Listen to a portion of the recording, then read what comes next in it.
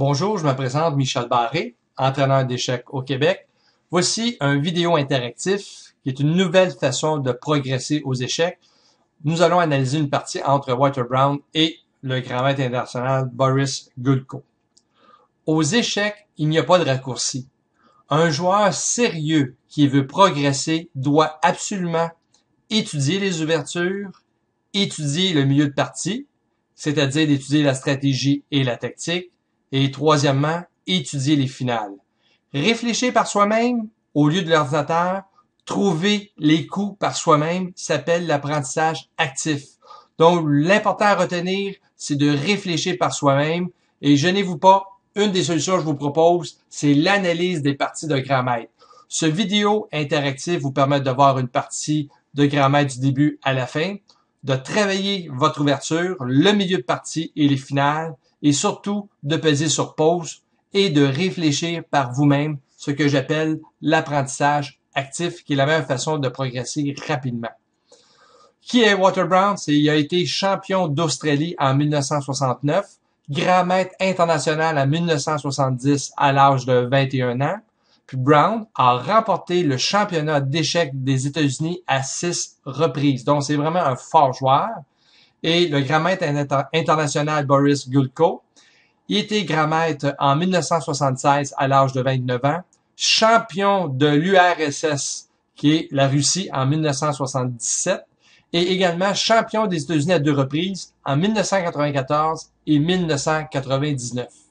Donc, débutons la partie qui est jouée en 1991. Brown a une cote de 2525 et Gulko 2565. Le grand maître Walter Brown a débuté la partie par D4, D6, E4, cavalier F6, attaque le pion, cavalier C3, défend le pion E4, et E5. Nous sommes dans la défense pique, et les blancs ont riposté immédiatement par D prend E5, D prend E5, dame prend D8, l'échange des dames dès le début de partie, roi prend D8, cavalier F3, attaque le pion en E5, donc immédiatement les blancs mettent de la pression.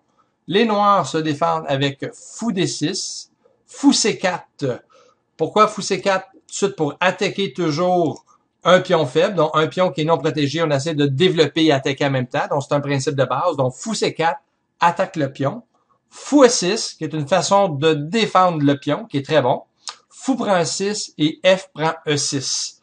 On voit ici que les noirs ont des pions doublés, mais ne pas oublier que des pions doublés sont faibles seulement si l'adversaire peut les attaquer. Et l'avantage d'avoir des pions doublés au centre, c'est que les pions couvrent la case D4 et F4, et également D5 et F5. Donc, les pions qui sont doublés couvrent beaucoup de territoire, donc c'est pas présentement une faiblesse pour les noirs, sont doublés, mais c'est quand même un avantage pour, au niveau le contrôle de case centrale pour les noirs. La partie débute avec fou E3, cavalier C6, on continue à se développer. A3, c'est sûr que l'important aux échecs, il y a toujours deux stratégies, soit qu'on rend nos pièces actives, ou bien on limite l'activité des pièces adverses. Avec le pion A3, on contrôle la case B4 qui empêche le cavalier d'aller jouer en B4, également le fou en B4. Donc, A3 est vraiment un très bon coup. Donc, ça, c'est important de retenir ça. Donc, deux stratégies, on active nos pièces ou bien on limite l'activité des pièces adverses. Les noirs répliquent par A6, exactement dans le même objectif de contrôler la case B5. Le cavalier ne peut pas y aller. Donc, c'est vraiment important. S'il irait en B5, permettrait d'attaquer le fou en D6. Donc, A6, un très bon coup pour les noirs. Roi E2. Donc, pourquoi roi E2? Donc, on dit souvent qu'il faut faire le roc, mettre le roi en sécurité, mais quand les dames ne sont pas en jeu, donc on se rapproche de plus en plus de la finale. Et en finale, où doivent aller les rois? Naturellement, les rois doivent aller au centre. Donc, c'est pour ça que les blancs jouent roi E2 et les noirs roi E7. Donc, n'oubliez pas, quand les dames ne sont pas sur le jeu, les rois peuvent demeurer au centre sans aucun problème. Tour HD1, prend possession de la colonne ouverte. H6, un peu le même principe qu'on a dit tout à l'heure, là. H6 permet de contrer la case G5. Le cavalier et le fou en 1-3 ne peut pas aller en G5. Donc, c'est vraiment la stratégie ici des noirs de limiter les pièces actives des blancs. H3, la même chose, on empêche le cavalier en F6 de entrer en B4. Donc, toujours la stratégie de limiter l'activité des pièces adverses. Maintenant, dans cette position, quel est le meilleur coup pour les noirs? Quel est le plan des noirs dans cette position? Donc, on dit toujours aux échecs, l'important, c'est d'avoir un plan. Donc, selon vous, ici, quel est le plan des noirs? Est-ce que vous attaquez à l'aile dame, au centre, ou bien à l'aile roi? La réponse. Le meilleur plan, c'est d'exploiter la colonne F. Donc, cette colonne-là, on va essayer de l'exploiter. Donc, c'est vraiment l'avantage des noirs d'essayer de jouer de ce côté-là. Le fou en D6 empêche vraiment le côté des noirs de rentrer à l'aile dame. Donc, le plan des noirs, c'est vraiment exploiter la colonne F. Donc, tour HF8. Les blancs continuent avec tour D3. Essayez de prendre vraiment possession de la colonne D. Contrôle ça. Cavalier H5. Donc, comme je vous ai dit, les noirs essayent vraiment de contrôler la colonne F et également visent la case là, F4. Que jouent les blancs? Cavalier H4. Donc, pourquoi les blancs jouent cavalier H4? Mais la conséquence, quand les noirs ont avancé le pion de H7 en H6, donc ça donne vraiment une case ici en G6. Donc, le cavalier menace de rentrer à G6, attaquer, naturellement, de faire une fourchette avec le roi et la tour. Donc, dans cette position, après que les blancs ont joué cavalier H4, quel est le meilleur coup des noirs dans cette position? Donc, pesez sur pause et trouvez le meilleur coup des noirs dans cette position.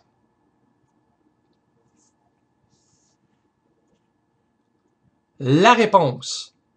Cavalier D4, échec. Donc, quelle est la conséquence du cavalier qui est rendu en H4? Il ne contrôle plus la case en D4. Donc, les blancs jouent cavalier D4, échec. Roi D2. Parce que si jamais les blancs auraient joué fou prend D4, ça aurait été une erreur au niveau stratégique. Parce que les noirs auraient appliqué par cavalier F4, échec. Roi F1. Cavalier prend D3. Fou E3, qui était l'idéal pour conserver ce fou qui est attaqué. Et par la suite, le cavalier prend B2 et les noirs ont une meilleure position. Donc vraiment, dans cette position-là, sur cavalier D4, échec, le roi a joué en D2, qui est vraiment le meilleur coup. Et ici, quel est le meilleur coup pour les noirs? Donc, pesez sur pause, trouvez dans cette position le meilleur coup pour les noirs. La réponse? Tour F6. Donc, empêche le cavalier en G4 de rentrer ici en G6. Donc, la case, le tour permet également de doubler les tours sur la colonne F et de contrôler cette case-là, la case en G6. Donc, les blancs jouent G4. G4 pour attaquer le cavalier en H6. Donc, dans cette position, quel est le meilleur coup pour les noirs? Donc, pesez sur pause et vraiment utilisez là, votre capacité comme dans une partie de tournoi. Donc, vous devez réfléchir, pesez sur pause et trouver le meilleur coup pour les noirs. La réponse? G5. Aux échecs, faut pas toujours jouer défensif qui est notre premier réflexe. Bien souvent, les gens auraient joué le cavalier en H5. Donc, l'important aux échecs, c'est de contre-attaquer. Donc, on joue G5 et on attaque le cavalier H4. On réplique un attaque par un attaque. Ça, c'est bien important aux échecs. Les blancs répliquent par cavalier F4, échec. Et dans cette position, quel est maintenant le meilleur coup pour les noirs? Donc, pesez sur pause pour trouver le coup entre est-ce que le meilleur coup, c'est E prend F5 ou bien le cavalier prend F5. Donc, entre ces deux coups-là, quel est le meilleur coup? Donc, pesez sur pause et trouvez le meilleur coup entre ces deux coups. La réponse. E prend F5, le meilleur coup. Cavalier prend F5, ça aurait été une erreur. Pourquoi? Tout simplement par E prend F5, Le cavalier est attaqué en F4, donc il aurait fallu qu'on joue cavalier F4. Fou prend F4. G prend F4. Et puis, dans cette position, mais les blancs ont une meilleure position après avoir joué le cavalier E4. Donc, dans ce temps-là, c'est bien important de bien positionner nos pièces. Donc, le meilleur coup, c'est vraiment E prend F5. Donc, les blancs n'ont pas le choix, répliquent par G prend H5 qui prend le cavalier. Et ici, les noirs jouent roi E6, fou prend D4, E prend D4, tour prend D4. Donc, dans cette position, qui a la meilleure structure de pion selon vous? Donc, pesez sur pause et analysez la position des pions, la structure de pion, autant des blancs que des noirs. La réponse, les noirs. Pourquoi? Parce que les noirs ont vraiment ici seulement 2 îlots. Donc, ça ici, c'est très bon pour les noirs. Tandis que les blancs ont des pions doublés, isolés, un autre pion isolé, un autre pion isolé ici. Donc, on s'aperçoit que le nombre d'îlots, il y a 1 îlot, 2, 3, 4 îlots de pions versus 2 îlots pour les noirs. Donc, moins vous avez d'îlots, plus vous avez de meilleures chances de gagner en finale. Donc, la structure de pion est bien importante quand vous jouez. Et on va voir comment Gulko va exploiter ici la meilleure structure qu'il y a les noirs. Donc, la partie se poursuit avec fou E5, attaque la tour en D4, tour C4. Donc, les blancs répliquent avec F prend E4, cavalier prend E4. Quel est le meilleur coup des noirs? Donc, pourquoi cavalier 4 ici menace la tour en F6? Donc, quel est le meilleur coup dans cette position? Donc, pesez sur pause et dites-moi quel est le meilleur coup pour les noirs. La réponse? Tour F3. Aux échecs, c'est le principe d'attaque. On essaie toujours d'attaquer quelque chose qui est non protégé. On remarque que le pion H3, il est non protégé, il est faible. Et la tour en F3 est beaucoup plus active, contrôle beaucoup plus de cases et menace de capturer le pion en H3. Donc, un excellent coup. Donc, il faut que les pièces soient actives et attaquer quelque chose qui est non protégé. C'est le principe des échecs. Pour trouver le meilleur coup, essayez toujours d'attaquer à chaque fois que c'est à votre tour à jouer. Tour H1 protège le pion en H3. Les noirs répliquent par quoi? Donc, dans cette position, quel est le meilleur coup pour les noirs? À vous à jouer. Donc, pesez sur pause et trouvez le meilleur coup.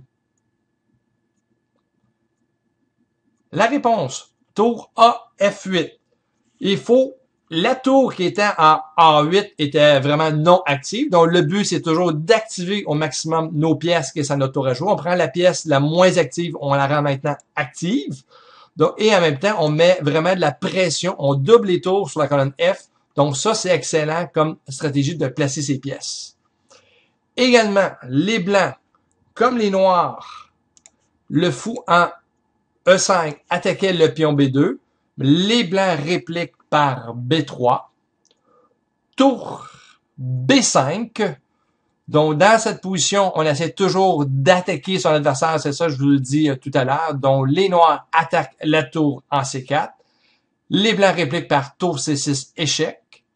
Et roi D5. Roi D5 attaque la tour et le cavalier en même temps. Donc, ça, c'est important. Toujours le principe d'attaque. Les noirs attaquent les deux. Et les blancs répliquent par tour C5, échec. Et dans cette position, Gulko a décidé, comme les deux joueurs étaient en pression de temps, a joué roi D4 pour compliquer la position. Mais dans cette position, si on cherche le meilleur coup des noirs, mais le meilleur coup, c'est vraiment le roi prend E4, tour E1 échec, roi F4, tour E prend E5 et tour F6, et tout est protégé. Et le pion là, H3 va tomber et les noirs devraient gagner la partie dans cette position. Donc, c'est vraiment bien important. On aurait pu jouer le roi prend E4, mais dans cette position, comme les deux joueurs étaient en pression de temps, Gulko, comme stratégie, a décidé de jouer roi D4. Brown a joué C3, qui n'est pas le meilleur coup, attaque le roi, dont les noirs ont répliqué par roi prend E4, tour E1 échec. Et quel est le meilleur coup pour les noirs? Donc, deux possibilités. Donc, si vous avez les noirs, vous jouez le roi en F4 ou bien en F5. Donc, vous avez le choix. Donc, quel est le meilleur coup pour les noirs dans cette position? Pesez sur pause et trouvez le meilleur coup.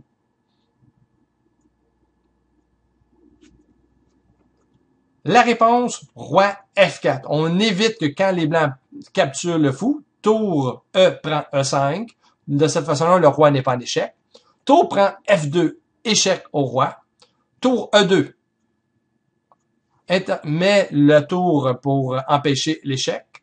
Tour D8, échec. Mais dans cette position, quel est le meilleur coup des noirs dans cette position? Donc, pesez sur pause et trouvez le meilleur coup.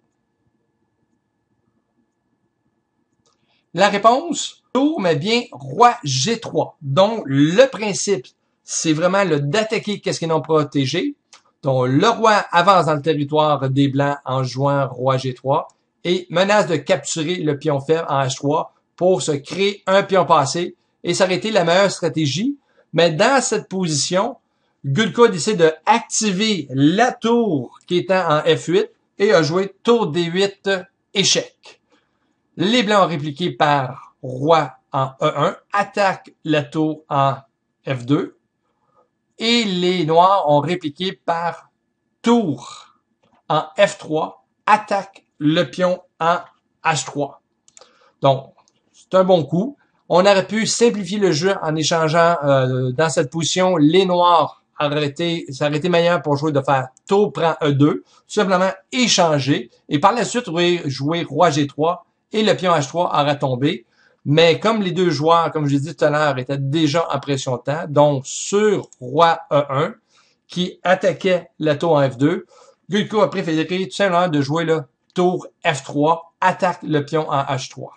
Donc, la partie se poursuit avec tour E6, attaque le pion également là en H6 et le pion en A6. Donc, c'est vraiment un très bon coup. On attaque les deux pièces en même temps. Donc, dans cette position, quel est le meilleur coup pour les noirs? Donc, pesez sur pause et trouvez le meilleur coup dans cette position. La réponse. Dans cette position, le meilleur coup aurait été tour prend H3, tour prend C7, tour H1, roi E2, tour H2 échec, roi E1, G4, on pousse le pion. Ici, les noirs ont un avantage, auraient gagné la partie, mais tour H3 n'a pas été joué. Et dans cette position, sur tour E6, les noirs ont décidé simplement de simplifier toute menace des blanches en jouant tour D6. Donc, les deux coups sont bons. Tour D6, vraiment, le Gulko a joué ça pour empêcher les blancs, toute contre-attaque des blancs, au lieu de tout de suite capturer là avec tour prend H3. Donc, c'est la stratégie de Gulko qui est utilisée comme grand maître. Comme on voit, les grands maîtres ne jouent pas toujours les meilleurs coups. Donc, faut pas, nous aussi, quand on joue, on fait des erreurs, mais les grands maîtres également font des petites imprécisions. Et c'est ça qui fait la différence entre nous et eux. Donc, tour prend D6, C prend D6, tour C6, attaque les pions qui sont non protégés. Donc, les blancs continuent toujours à mettre de la pression sur les noirs. Mais les noirs, tout de suite, tour prend H3, tour prend D6, tour prend H5, tour prend A6. Et maintenant, quel est le meilleur coup des noirs dans cette position? On voit que on a 3 pions du côté des blancs. La position est égale, 3 pions. Et pour les noirs, également 3 pions et chacune tour. Donc, la position au niveau matériel est égale. Mais selon vous, qui a l'avantage dans cette position? Donc, pesez sur pause et dites-moi quel est le prochain coup des noirs selon vous. La réponse? G4. N'oubliez pas, quand vous avez un pion passé, le principe le dit, il faut le pousser. C'est votre stratégie de pousser le pion. Vous avez l'avantage d'avoir un pion passé immédiatement. C'est votre avantage à vous, donc faut l'utiliser, faut le pousser immédiatement. Les noirs jouent A4, veut se créer également un pion passé. Donc pour les noirs, qu'est-ce qu'on fait? Est-ce qu'on pousse ici le pion G ou bien on capture? Donc selon vous, quel est le meilleur coup entre les deux? Donc pesez sur pause et dites-moi, vous avez les noirs, quel coup que vous jouez. La réponse, B prend A4. Toujours aux échecs, il y a un des principes, c'est le principe du matériel. Quand vous avez la chance de prendre du matériel à l'adversaire, vous le jouez, habituellement, ça vous cause aucun problème. On échange, ça enlève votre pion B, ligne blanc réplique par, naturellement, B prend 4, et dans cette position maintenant, quel est le meilleur coup des noirs? Noir à jouer, peser sur pause, quel est le meilleur coup pour les noirs? La réponse, G3.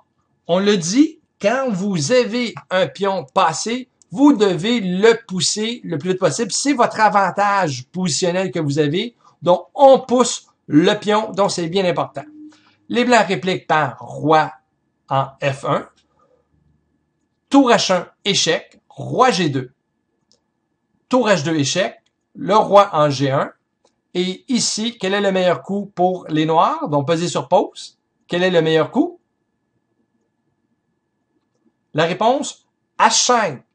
On a déjà un pion passé, on en a un deuxième. Tout de suite, également, on va le pousser pour vraiment là essayer de mater le roi blanc adverse. Donc, on a un avantage d'avoir deux pions passés. On les pousse le plus rapidement possible. Les blancs répliquent par tour F6 échec. Donc, quel est le meilleur coup pour les noirs dans cette position? Pesez sur pause. À quel endroit vous jouez le roi noir dans cette position? Noir à jouer. Pesez sur pause et trouvez le meilleur coup selon vous. La réponse? Roi G5.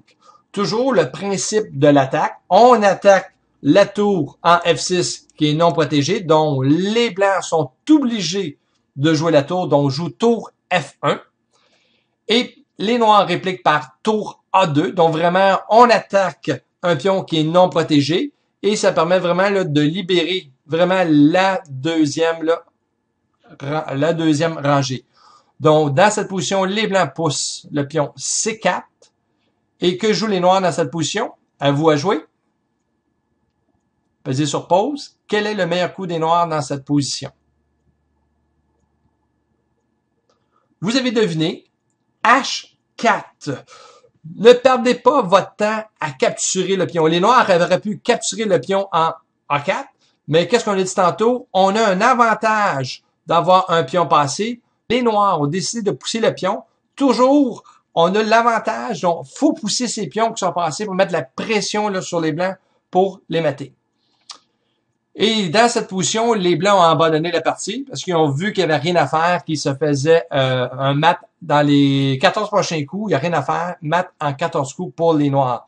Donc, si on continue la partie, ici, on aurait pu, les blancs, le meilleur coup aurait joué, par exemple, tour F8, H3, on menace mat, tour G8 échec, roi F4, tour F8, roi en E3, tour E8 échec, roi D2, hein, toujours pour contrôler la case ici en E1, tour D8 échec, roi C2, roi F1 pour éviter, roi G2 échec, pas roi G2 mais plutôt le pion G2 échec, roi F2, roi C3 échec, roi F3 et naturellement le pion dame. Et quelques coups plus tard, il n'y a rien à faire. Les blancs sont formatés encore en quelques coups. Attaque et tour E2, tour E3 et H1, échec et mat. Donc vraiment une belle partie. Donc on a vu vraiment le plan des noirs était d'attaquer à l'aile roi, a exploité la colonne F et s'est créé un avantage de pion passé à l'aile roi et a poussé ses pions avant que les blancs poussent les siens. Et c'est comme ça que les noirs ont gagné. Donc, vraiment une très belle partie. Donc, merci beaucoup. Et je vous encourage à laisser des commentaires si vous aimez ce genre de vidéo. Donc, j'attends de vos nouvelles et à la prochaine. Au revoir.